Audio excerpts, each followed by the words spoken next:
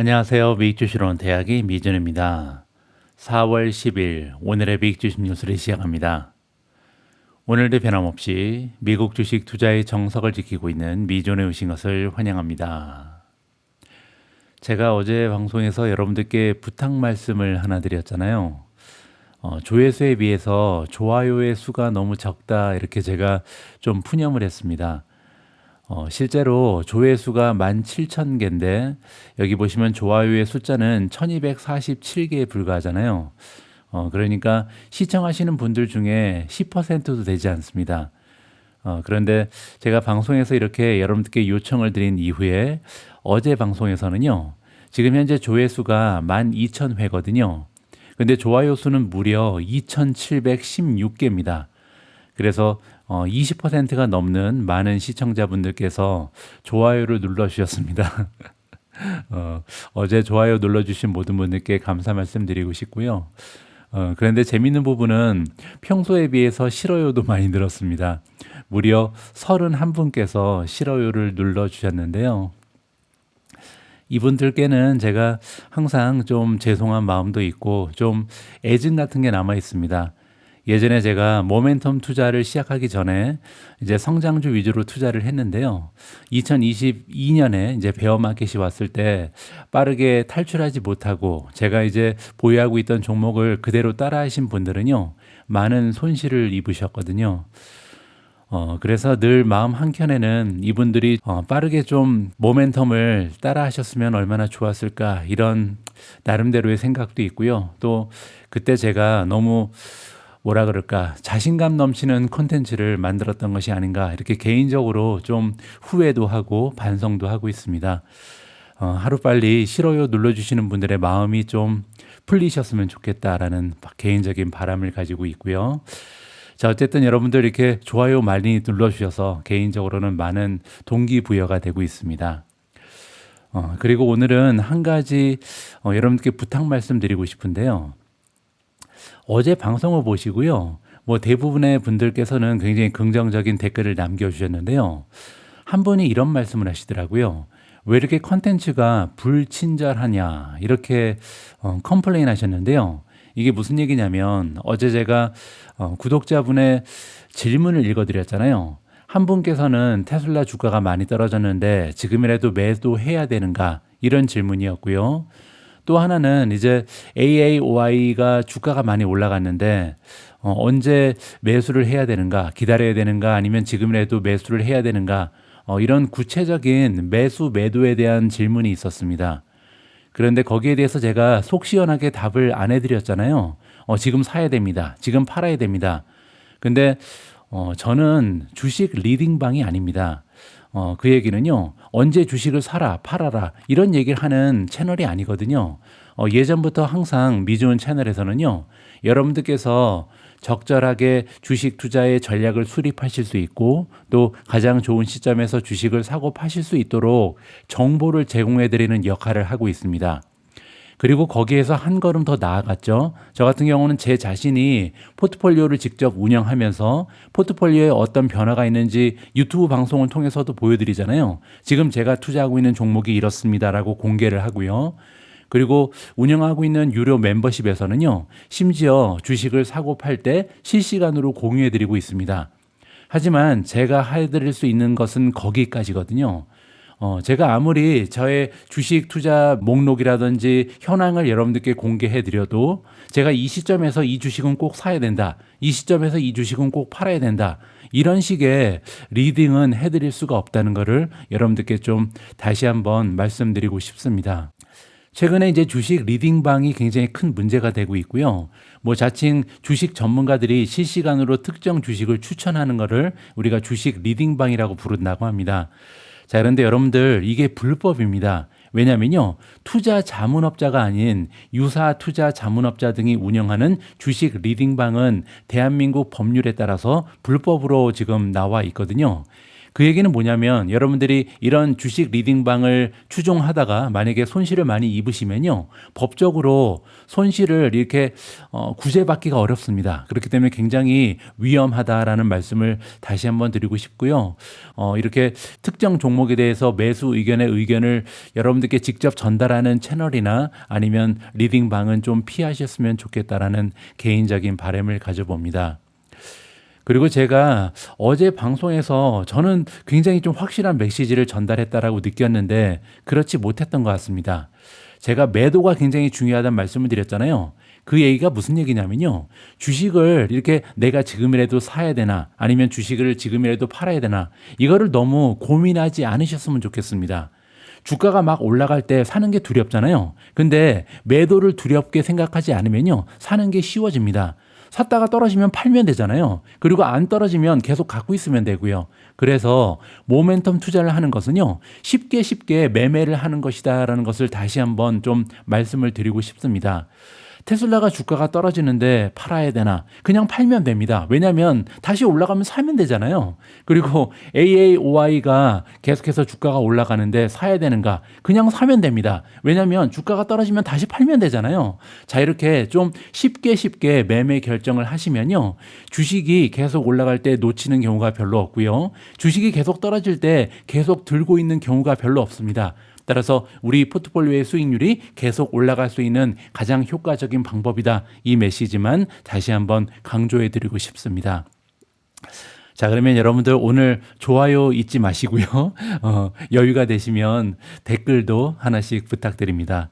4월 10일 준비된 오늘의 빅 주식 뉴스 바로 시작합니다.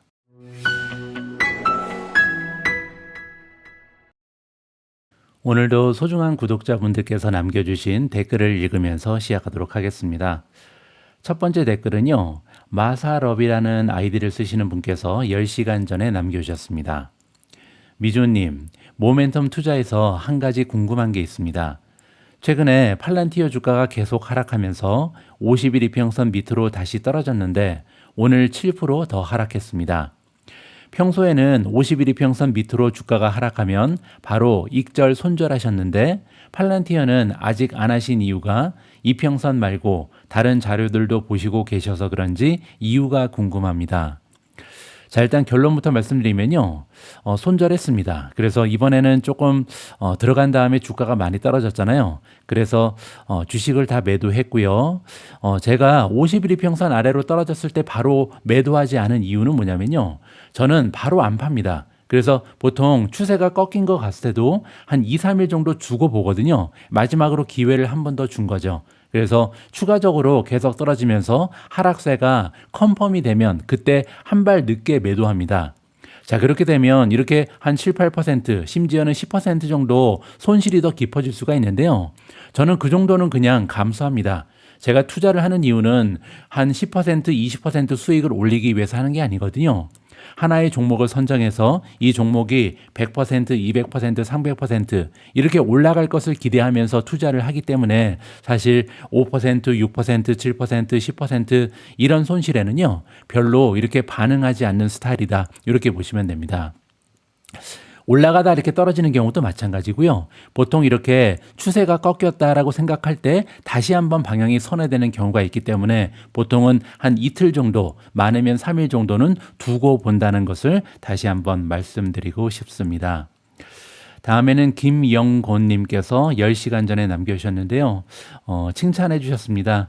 현재 미주님 모멘텀 투자로 종목 추가하신 건 계속 오르고 기존 미련이 남아서 남겨놓은 애들은 지지부진하네요. 진짜 대단하세요. 고맙습니다. 그리고 리진규님께서 남겨주신 글인데요. 요즘 미준 모멘텀 포트폴리오의 강력함을 실감하고 있습니다. 솔직히 개편된 모멘텀 포트에 대해서 반신반의하면서 나는 여러 가지 여건상 모멘텀 투자를 그대로 따라할 수가 없다며 스스로를 합리화해 왔다는 것을 부정할 수 없습니다. 지난 시절의 저를 반성하고 있습니다. 좀 더 모멘텀 포트에 근접하게 저의 포트를 조정하고 싶은데 최근에 너무 급등 중이라 쉽사리 교체 매매를 하기 두렵습니다. 조금이라도 급등세가 누그러질 때 기존 보유 종목을 교체 매매하는 게 나을지 아니면 깨달았을 때 바로 교체 매매하는 게 나을지 어떤 게 더 나을지 의견 주시면 감사하겠습니다. 참고로 저는 거의 99% 좋아요를 누른답니다. 늘 화이팅입니다. 여기에 대한 답변은 앞에서 제가 드렸죠. 특정 종목이 앞으로 올라갈지 떨어질지 저는 알지 못합니다. 앞에서 예를 들었던 테슬라 그리고 AAOI가요. 앞으로 테슬라는 계속 떨어질지 반등할지 AAOI가 지금이 꼭지일지 아니면 추가로 올라갈지 전혀 알 수가 없거든요. 저도 모르고 아무도 모릅니다. 자, 그렇기 때문에 주식은 무조건 사는 거고요. 산 다음에 계속 올라가면 가지고 있고 떨어지면 팔면 된다. 이 말씀을 반복해서 드릴 수밖에 없습니다. 확실한 건 투자의 전략이지요. 주식의 미래가 아니다. 이 말씀을 다시 한번 강조해 드리고 싶습니다.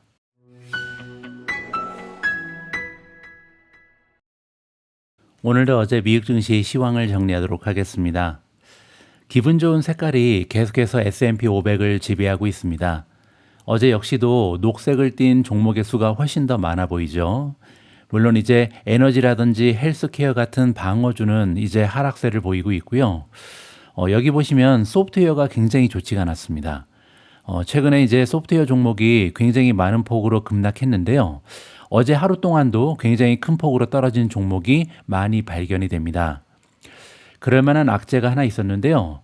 이번에도 엔트로픽입니다. 자, 이번에 엔트로픽의 반복 연간 매출이 다시 한번 업데이트가 됐는데요.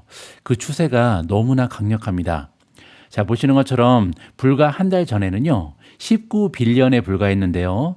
이제 4월 달을 기준으로 하니까 연간 반복 매출이 무려 300억 달러를 찍고 있습니다.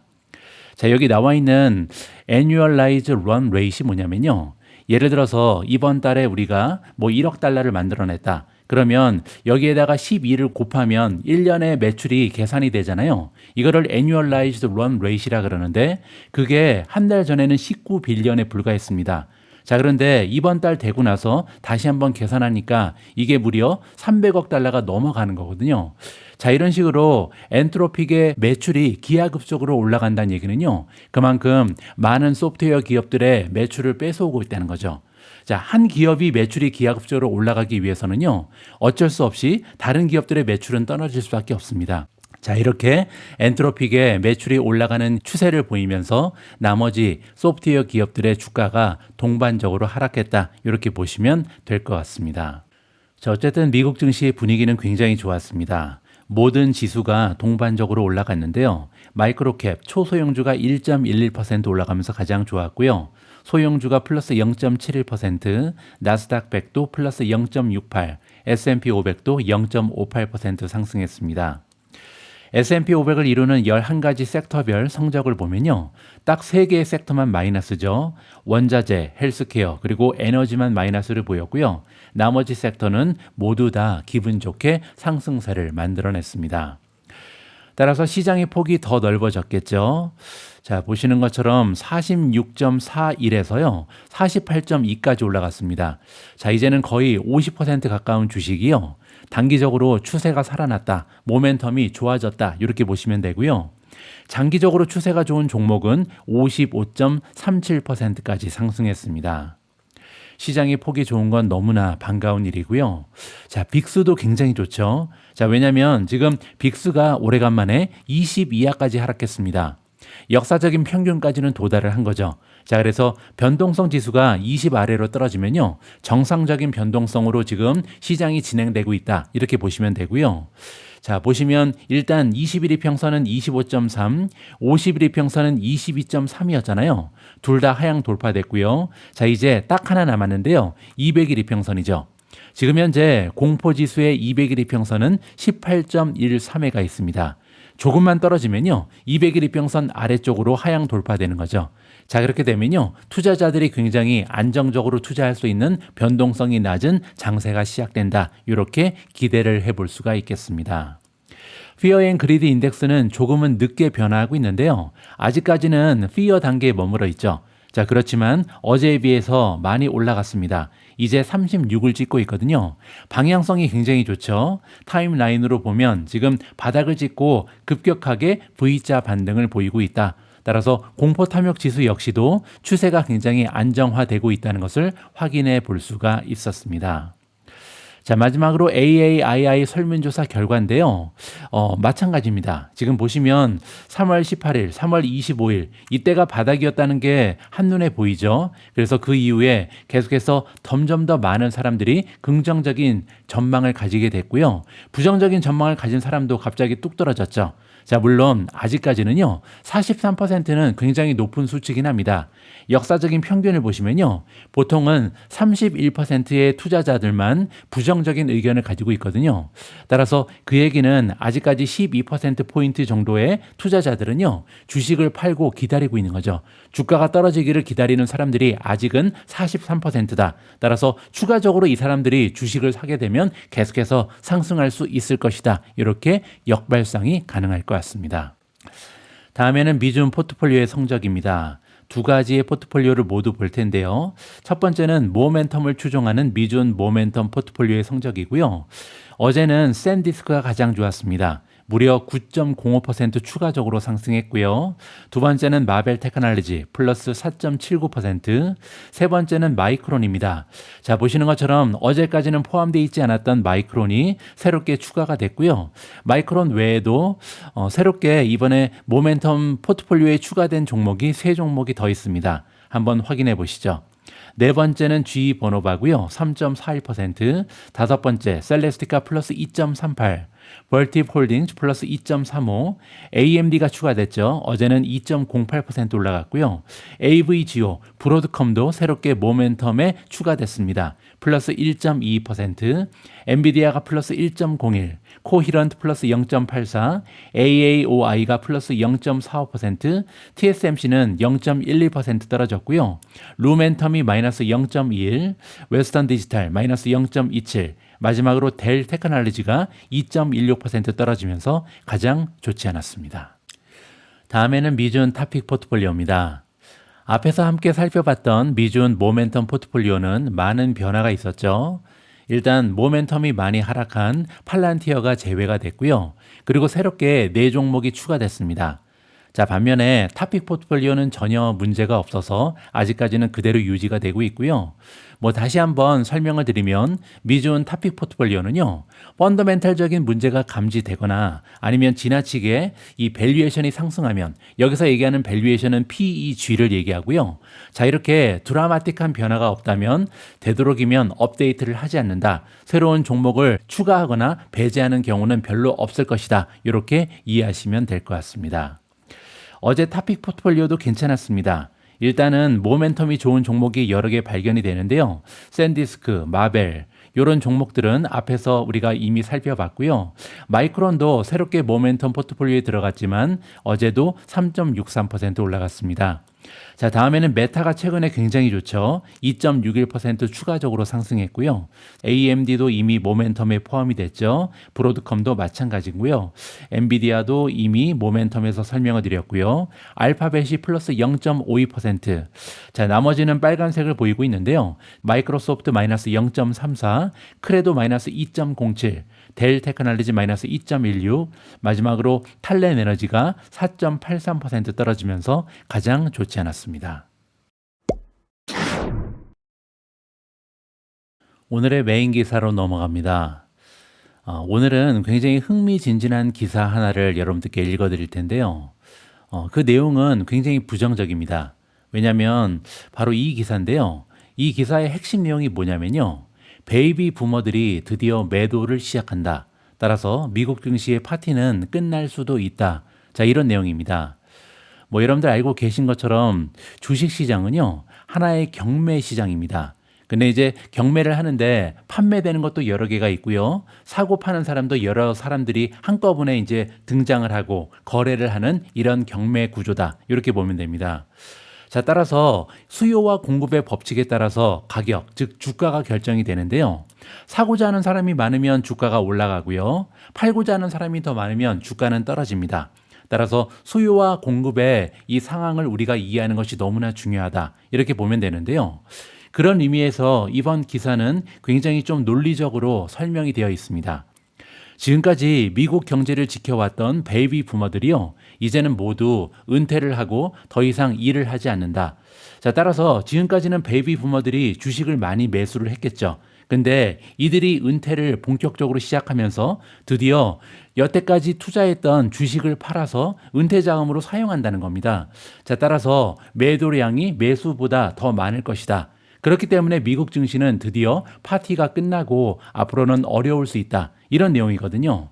얼핏 듣기에는 굉장히 합리적이고 논리적이죠. 자, 하지만 여기에는 한 가지 설명되지 않은 부분이 있고요. 제가 이 기사를 다 읽고 나서 저의 개인적인 의견까지 여러분들께 설명을 드릴 수 있도록 하겠습니다. 투자자들이 주목해야 할 또 하나의 장기적인 리스크가 있다. 지금 현재 우리가 단기적인 리스크만 보고 있잖아요. 이란과의 전쟁이라든지 오일 가격이 올라간다든지 이런 거는 굉장히 스쳐가는 바람이다. 따라서 우리 투자자 입장에서는요. 앞으로 5년, 10년, 20년 앞을 보면서 투자를 해야 되는데 장기적인 리스크가 있다. 이렇게 보시면 됩니다. 자, 그건 뭐냐면요.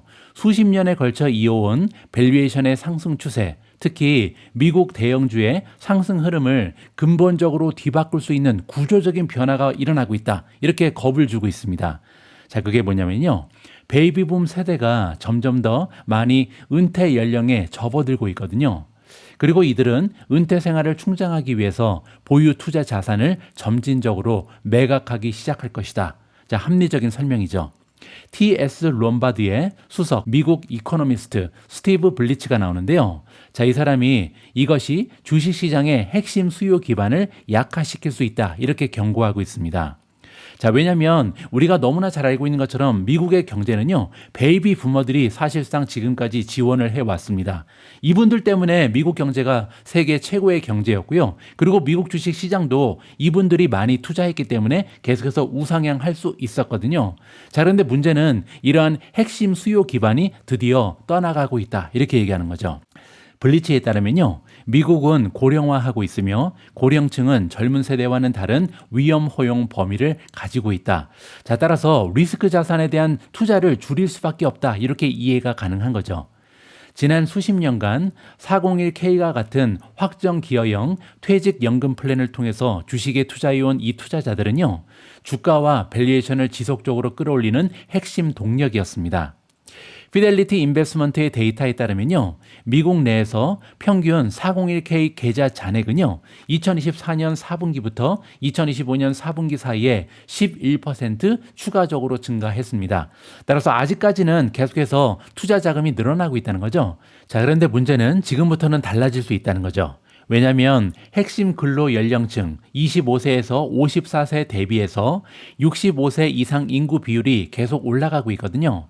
따라서 더 많은 투자자들이 퇴직 포트폴리오에서 주식을 지속적으로 매입하는 단계에서 보유 자산을 매도하는 단계로 전환할 가능성이 높아지고 있습니다.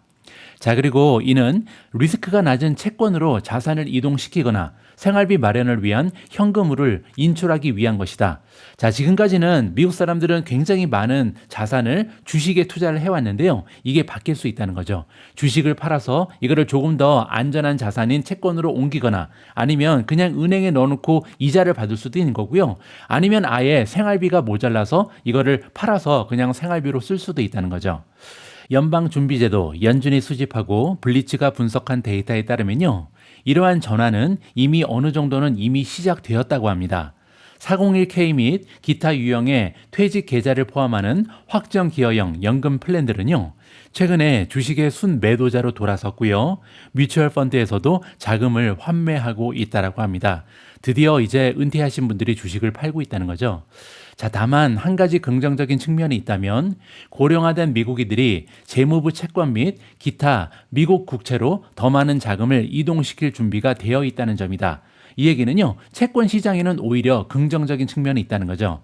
이는 외국인 투자자들의 미국 국채 보유 비중이 감소하는 상황에서 미국 정부가 새로운 자본 조달처를 찾아야 하는 압박을 완화하는 데 기여할 수 있다. 따라서 채권에 대한 수요는 갑자기 올라갈 수 있죠. 그러면 채권의 가격은 올라가고요. 채권의 가격이 올라가면 채권 수익률은 떨어지겠죠. 채권의 수익률이 떨어지면요. 결국 주식의 밸류에이션은 긍정적입니다. 따라서 부정적인 것만 있는 것은 아니고 긍정적인 측면도 발견이 된다. 이렇게 보시면 됩니다.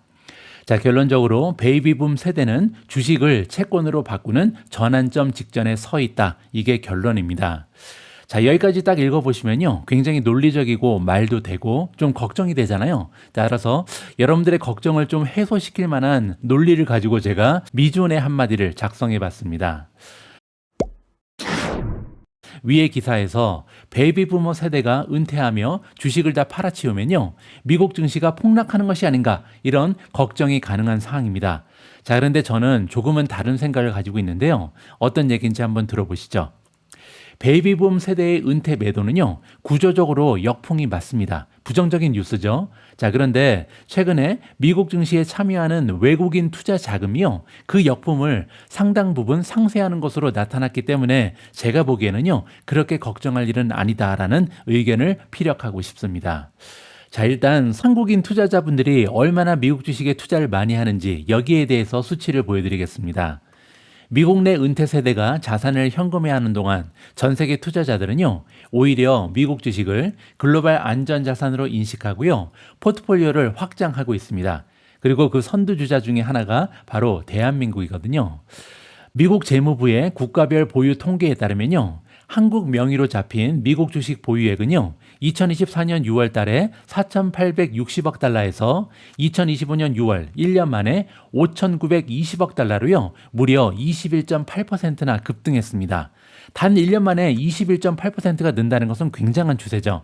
그리고 한국 예탁 결제원 기준으로 보면요, 한국인의 미국 주식 보유액은 2022년 말 442억 달러에 불과했는데요, 그게 2024년 말에는 1121억 달러가 됐고요, 2025년 말에는 1636억 달러, 그리고 올해 1월 달에는요 1718억 달러까지 늘어났습니다. 자, 그 얘기는요, 2022년 말과 비교하면 단 3년 만에 무려 4배 가까이 폭증한 수치다. 따라서 점점 더 많은 한국인들이 미국 주식에 투자하고 있다. 이 점을 우리가 쉽게 간파할 수가 있는 거죠.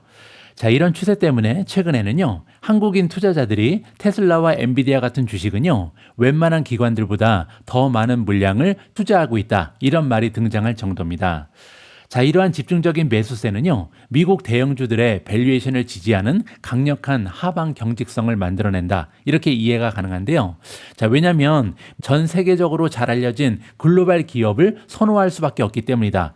외국인 입장에서는요, 이렇게 작은 주식은 잘 알지 못하잖아요. 따라서 우리가 미국 기업인데 잘 알고 있는 기업들에 투자할 가능성이 높습니다. 따라서 미국의 투자자들에 비해서는요, 대형 기업을 선호하는 것이 외국인 투자자들의 경향이다. 이렇게 보시면 되겠죠. 자, 실제로 전 세계의 돈이요, 미국으로 모이고 있습니다. 어느 정도인지 한번 살펴보시죠. 자, 위에 제가 표로 정리를 해봤는데요. 미 재무부의 국제 자본 흐름 TIC 데이터에 따르면요, 미국 증시는 이제 미국인들만의 리그가 아님을 확인해 볼 수가 있습니다. 그러니까 앞에서 우리가 한국을 살펴봤는데요, 한국에만 일어나는 특이 현상이 아니라는 거죠. 자, 일단 외국인들의 미국 주식 보유액을 보시면요, 2025년 6월 기준 외국인들의 미국 주식 보유액은요, 무려 19조 8,430억 달러입니다. 자, 그런데 이게 얼마나 많이 늘어났냐면요, 2023년의 같은 시점에 13조 7,190억 달러에서 단 2년 만에 6조 1,240억 달러가 늘어난 거죠. 자, 그 얘기는요, 2년 만에 무려 44.6%가 증가한 겁니다. 자, 이렇게 점점 더 많은 외국인들이 미국 주식 시장에 투자하면서 미국 주식 보유액이요, 정말 기하급수적으로 올라가고 있죠. 자, 그런데 최근에 순매수 흐름은요, 더 좋습니다. 오히려 더 많이 사고 있다는 거죠.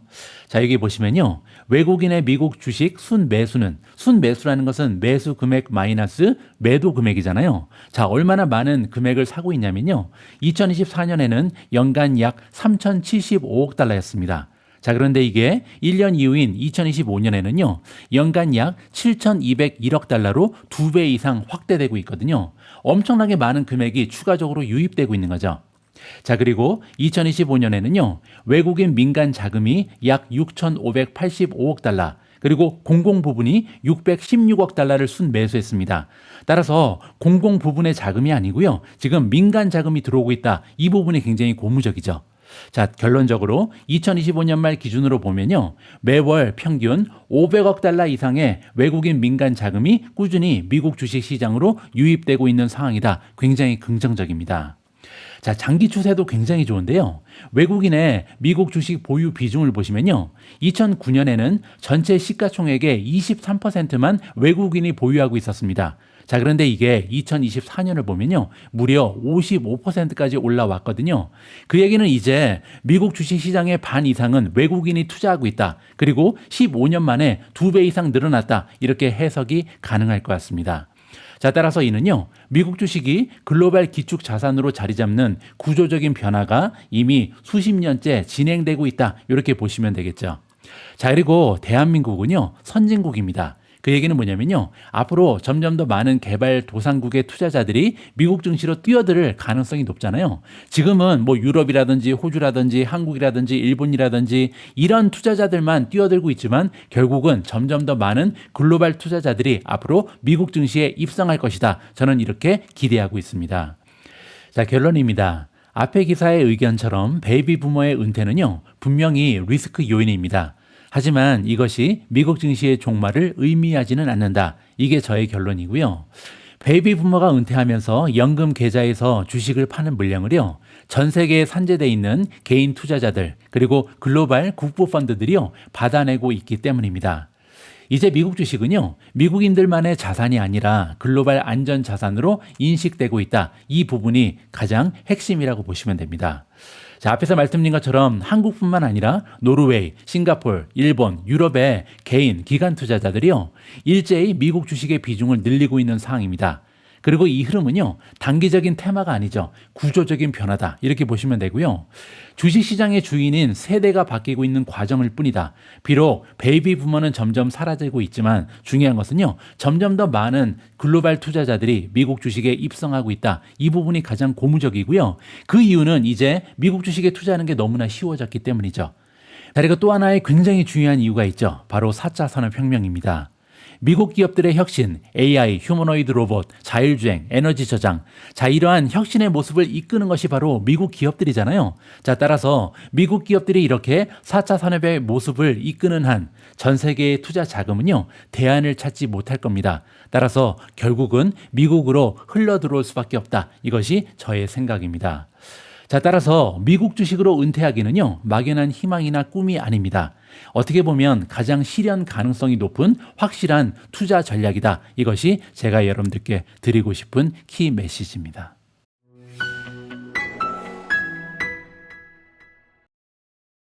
오늘 마지막으로 준비된 컨텐츠는요, 오늘의 미국 주식 영상입니다. 오늘 더빙 영상으로 준비된 CNBC 뉴스에는 제레미 시겔 교수님이 등장하는데요. 이분은 원래 이제 굉장히 긍정적인 분이죠. 그래서 미국 증시의 우상향을 믿고 투자하는 굉장히 유명한 투자자인데요. 이번 영상 내용은 그렇게 장밋빛 미래를 제시하진 않습니다.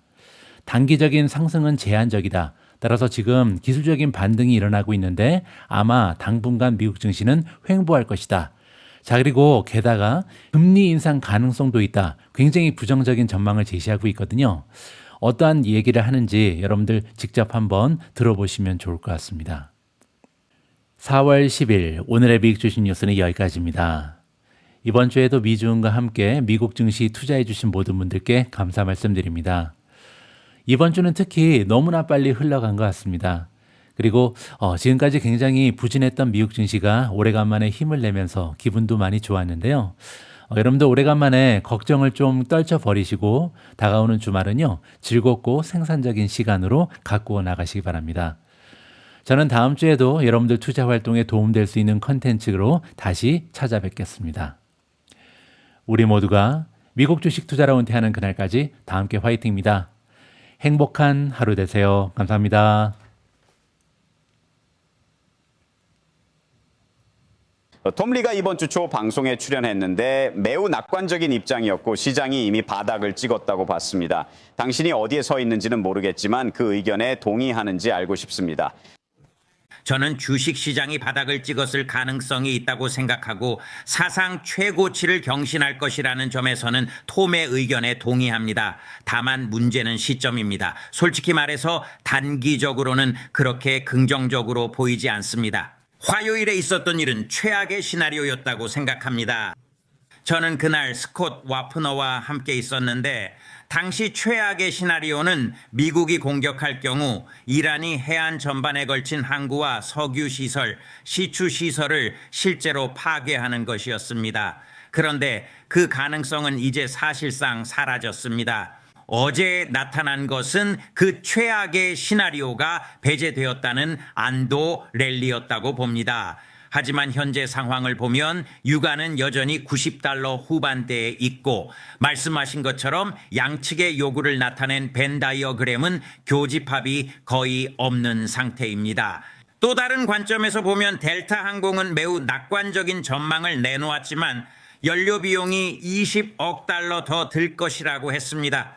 그럼 이익을 유지하려면 어떻게 해야 할까요? 결국 운임을 인상하는 수밖에 없습니다.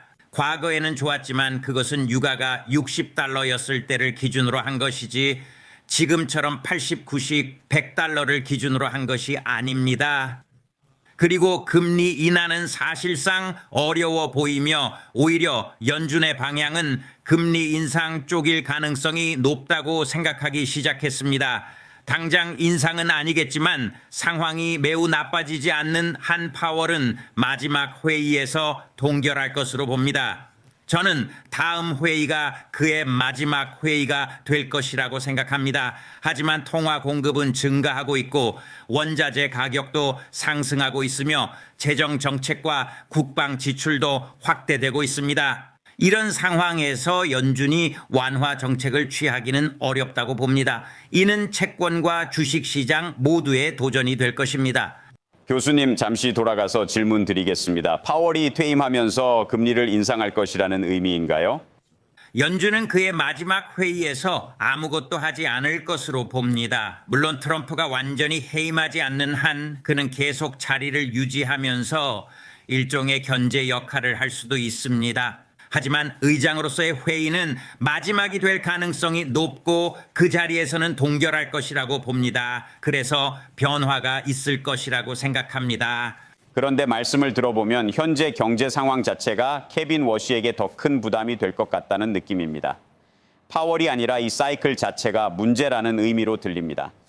맞습니다. 지금 상황은 전쟁이 시작되기 전인 두세 달 전보다 훨씬 어려운 환경입니다. 인플레이션 압력이 더 크고 신용과 통화 공급도 증가하고 있습니다. 이런 상황에서는 일반적으로 금리를 인상해서 이를 억제해야 합니다. 2023년 상황을 떠올리면 이해가 됩니다. 그렇다면 이게 당신의 핵심 가설이라면 지금 방송을 보고 있는 투자자들은 어떻게 해야 할까요? 특히 빅테크에 투자하고 있는 사람들 말입니다. 오늘 아침 앤디 제시의 연례 서한이 나왔고 사업이 매우 잘 되고 있으며 칩 사업도 활황이고 엔비디아와 경쟁하겠다고 했습니다. AI로 자금이 계속 유입되고 있습니다. 이런 상황에서 어디에 투자해야 할까요?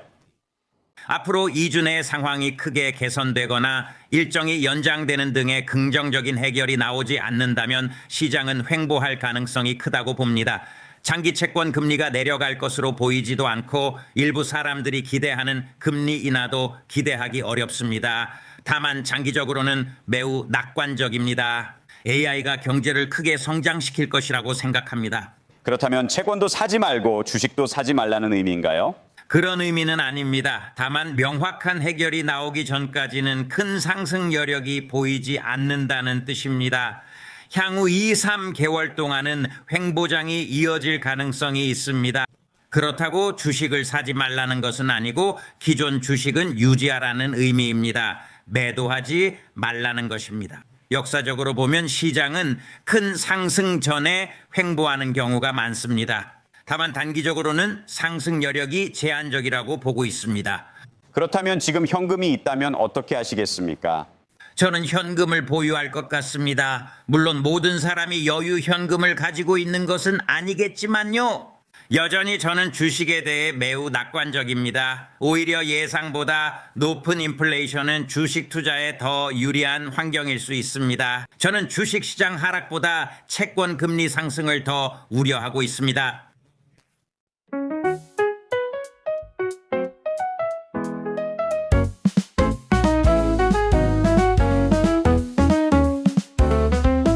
작은 꿈 시작이 중요해. 희망의 미래를 함께 심어가 매일매일 조금씩 자라나 마음속에 설렘이 끼었나 욕심은 버려 이번에도 다르진 않을 거야 결과는 과정의 연속일 뿐 어두운 조정이 와도 두렵지 않아 미주은 손을 잡고 나아가 보이지 않는 내일의 빛이 되어줄게 행복한 투자 서로의 꿈을 응원하며 아름다운 내리막길 같이 걸어가 행복한 투자 미주와 함께 우리 모두가 미국주 시가로 은퇴하는 그날까지 다 함께